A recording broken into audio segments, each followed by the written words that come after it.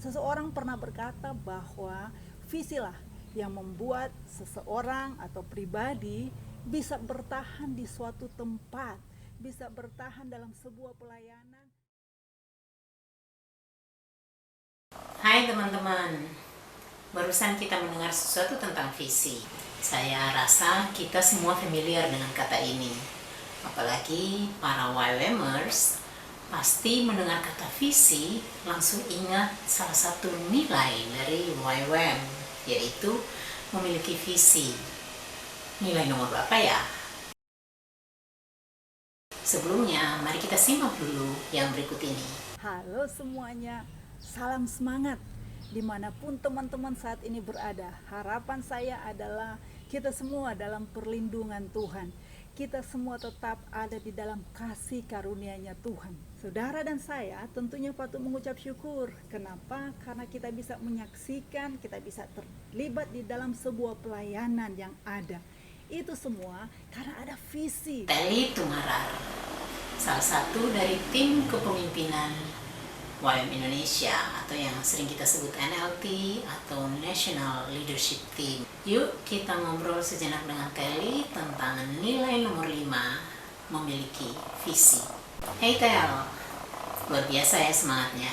Berhubungan dengan apa yang kamu katakan tadi, kita tahu bersama bahwa satu pelayanan atau suatu usaha atau satu sekolah atau satu kegerakan itu lahir dari sebuah visi.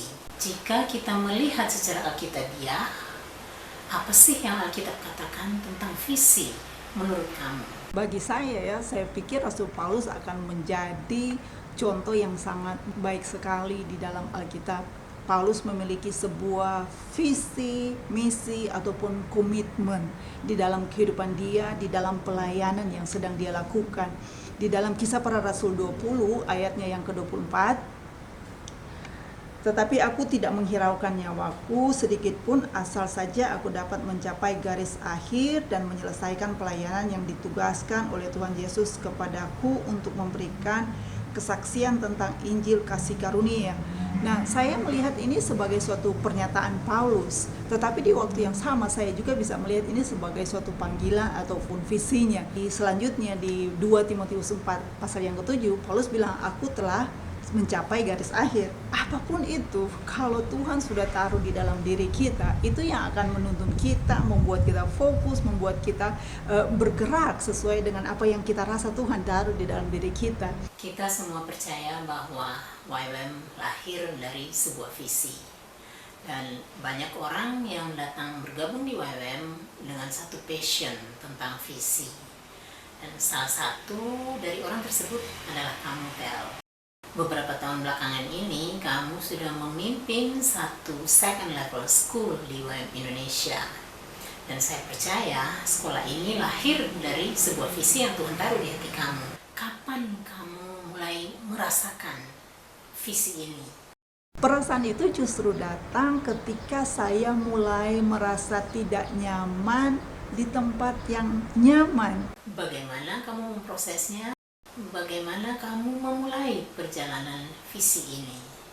Nah, ketika itu saya bawa di dalam doa, Tuhan sebetulnya apa yang sedang terjadi ini. Saya mulai proses di dalam doa saya secara pribadi, dan setelah itu ketika saya meyakini bahwa Tuhan lagi mau ada sebuah sekolah baru di Indonesia dan itu adalah SBS, saya bawa dalam doa dan setelah itu saya sharingkan, saya bagikan, saya ceritakan kepada mereka yang saya percayai.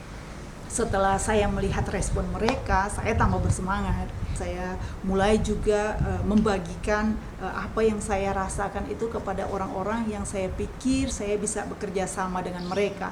Dan yang menarik sekali, ternyata di waktu yang sama Tuhan juga sudah bicara hal-hal yang berhubungan dengan apa yang visi yang sudah Tuhan berikan buat saya. Yang terpenting di sini adalah bagaimana kita membagikan itu kepada orang yang tepat di waktu yang tepat. Karena dengan demikian saya pikir semua itu akan dibawa di dalam satu kesatuan sehingga dia bisa berjalan dengan baik sesuai dengan kehendak Tuhan. Mari kita bicara tentang tantangan. Tantangan. Kalau bicara tantangan, tentu pasti ada tantangan, dan saya meyakini bahwa semua kita akan setuju bahwa di setiap pelayanan yang kita lakukan pasti ada tantangan. Nah, bagi saya sendiri tentunya ada begitu juga banyak tantangan yang saya hadapi. Bagaimana kamu bisa melihat dan meresponi tantangan itu secara positif? Saya melihat itu sebetulnya adalah masa waktu di mana saya diasah, baik itu di dalam segi visi itu sendiri ataupun secara pribadi di dalam karakter saya. Dalam setiap pelayanan bagus kalau ada tantangan. Itu bisa memurnikan kita dalam panggilan kita, dalam karakter kita, dan semuanya. Jangan hindari tantangan. Libatkan Tuhan di dalam setiap tantangan yang kita alami dalam bentuk apapun. Dia tahu kok jalan keluarnya. Gimana dengan kalian di sana, teman-teman? Siap menghadapi tantangan secara positif? Terakhir nih, ada pesan-pesan nggak untuk para pemimpin muda yang saat ini mungkin sedang berdoa, minta visi dari Tuhan, ataupun sudah punya visi yang Tuhan berikan tetapi masih bingung bagaimana memprosesnya, bagaimana memulainya?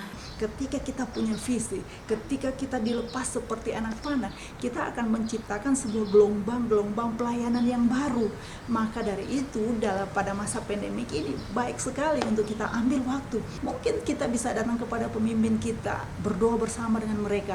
Atau mungkin pemimpin juga bisa datang kepada staf, berdoa bersama mereka. Atau dalam tim pelayanan di dalam base, kita berdoa bersama-sama, minta visi dari Tuhan, minta visi disegarkan, sehingga ketika pintu terbuka, kita bebas bergerak, kita seperti dengan anak panah yang siap untuk diluncurkan, bergerak bersama Tuhan. Kenapa? Karena visi itu yang akan membuat kita lebih fokus lagi untuk melakukan sesuatu. Visi itu yang akan membuat kita maksimal. Visi itu yang akan membuat kita menjadi produktif dan kreatif di dalam setiap pelayanan yang kita lakukan. Dan tentunya semuanya itu agar supaya nama Tuhan dipermuliakan di tengah-tengah bangsa kita ini. Tuhan Yesus memberkati.